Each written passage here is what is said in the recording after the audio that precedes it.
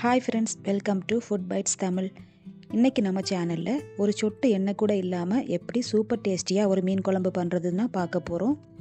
எங்கள் ஊரில் இதை நாங்கள் மஞ்சோலி கறின்னு சொல்லுவோம். வீடியோக்குள்ளே போகிறதுக்கு முன்னாடி என்னோட சேனலை நீங்கள் ஃபஸ்ட் டைம் பார்க்குறீங்கன்னா ப்ளீஸ் சப்ஸ்கிரைப் பண்ணிக்கோங்க. கூடவே இருக்கிற பெல் பட்டனையும் கிளிக் பண்ணிக்கோங்க. அப்போ தான் நான் போடுற வீடியோஸ் எல்லாம் உங்களுக்கு நோட்டிஃபிகேஷனில் வரும். இந்த மீன் குழம்பு பண்ணுறதுக்கு நம்ம ஃபஸ்ட்டு ஒரு மசாலா அரைச்சி எடுத்துக்க போகிறோம். ஃபஸ்ட் ஒரு மிக்ஸி ஜாரில் ஒரு கப் துருவிய தேங்காய் எடுத்துக்கோங்க. இது 250 ml கப்பில் ஒரு கப் இருக்கும். அதாவது சின்ன சைஸ் தேங்காயில் ஒரு பாதி அளவு இருக்கும். இது கூட ஒரு 5 காஞ்ச மிளகா சேர்த்துக்கோங்க. கூடவே ஒரு 10 சின்ன உள்ளி, 1 டேபிள் ஸ்பூன் பெருஞ்சீரகம், ஒரு 1/2 டீஸ்பூன் மஞ்சள் தூள், 1 டீஸ்பூன் பெப்பர், ஒரு சின்ன சைஸ் தக்காளியும் சேர்த்துக்கோங்க. கொஞ்சமாக தண்ணி ஊற்றி இதை ஒரு ஃபைன் பேஸ்ட்டாக அரைச்சி எடுத்துடலாம்.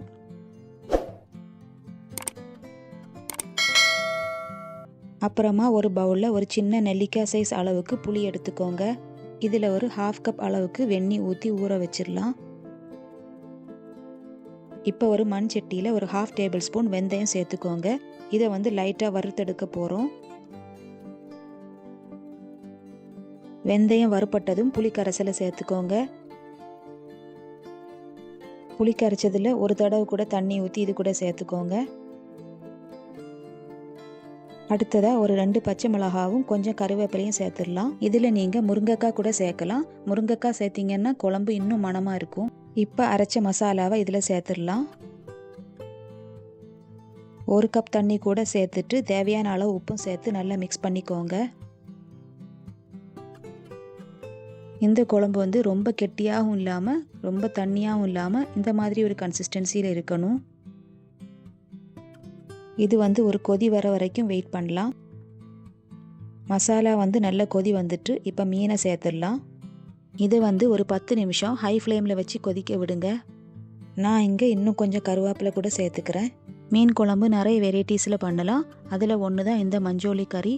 அப்புறமா மிளகு கறி, புளி மிளகு, மேச்சட்டி, சுட்ட தேங்காய் கறி அப்படின்னு நிறைய இருக்குது. மிளகு கறி ரெசிபி என்னோட சேனலில் ஆல்ரெடி அப்லோட் பண்ணியிருக்கேன். அதோட லிங்கை நான் டிஸ்கிரிப்ஷன் பாக்ஸில் கொடுக்குறேன், செக் பண்ணிக்கோங்க. 10 மினிட்ஸ் ஆகிடுச்சு. இப்போ ஃப்ளேமை சிம்மில் வச்சுட்டு இதே மாதிரி ஒரு 3/4 பாகம் அளவுக்கு மூடி வச்சுக்கோங்க.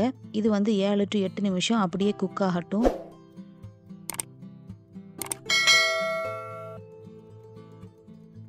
சூப்பரான மஞ்சோலி கறி ரெடி ஆகிடுச்சு. இது ரைஸு, புட்டு, தோசை, சப்பாத்தி கூட எல்லாம் சாப்பிட சூப்பராக இருக்கும். இந்த வீடியோ பிடிச்சிருந்துன்னா ப்ளீஸ் லைக் பண்ணிக்கோங்க. மறக்காமல் சப்ஸ்கிரைப் பண்ணிக்கோங்க. தேங்க்யூ ஸோ மச் ஃபார் வாட்சிங்.